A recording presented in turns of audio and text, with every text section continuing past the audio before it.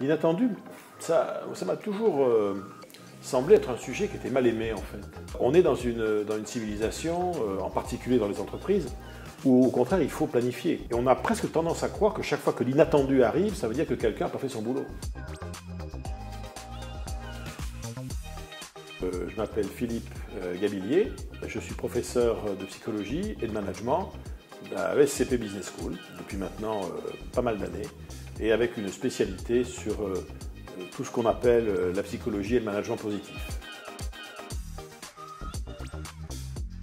C'est quelque chose qui vient perturber le cours naturel des choses, qu'on n'a pas réussi à anticiper et qui va se révéler derrière créateur de valeur. Ça peut même être d'ailleurs des accidents, hein. Ça peut être des choses au départ pas cool du tout, un peu négatives, c'est le pépin quoi. Et le pépin se révèle ouvrir vers autre chose. Le pépin va avoir ce qu'on appelle un avantage décalé, un avantage décalé dans le temps qu'on ne pouvait pas voir au début. Donc c'est ça que je trouve qui est assez intéressant et c'est pour ça que c'est intéressant dans le monde de l'entreprise.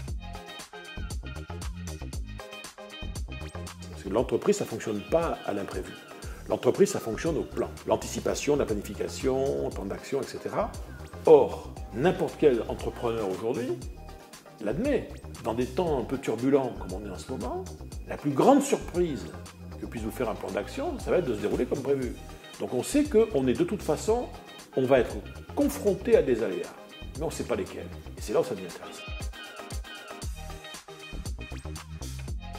L'inattendu ouvre des portes. C'est comme si un événement qu'on n'a pas vu venir ouvrait un espace de possibilités, justement parce qu'il nous prend par surprise. Il y a une intelligence qui est l'intelligence de l'inattendu. L'inattendu, ce n'est pas les choses inattendues qui nous arrivent. L'inattendu, ça va être ce qu'on va faire, ce qu'on va décider de faire avec l'inattendu qui nous est arrivé. Le training de l'inattendu, c'est collectivement où sont nos zones de risque et de fragilité, mais il faut qu'il y ait consensus, il faut qu'on soit tous d'accord. Où au contraire sont nos zones de force, quelles sont nos capacités, où sont nos marges de manœuvre, quelles sont les zones sur lesquelles on est tous d'accord, on ne pourra jamais rien faire, donc on va arrêter de ruminer trop dessus. Et la vraie question, c'est jusqu'où collectivement on est prêt à sortir de notre propre zone de confort si nécessaire. Jusqu'où on est prêt à transgresser un certain nombre de choses dans la relation client, nos modes de travail en interne, etc. Jusqu'où on est prêt nous-mêmes à sortir du cadre, à faire preuve d'audace, à nous surprendre nous-mêmes.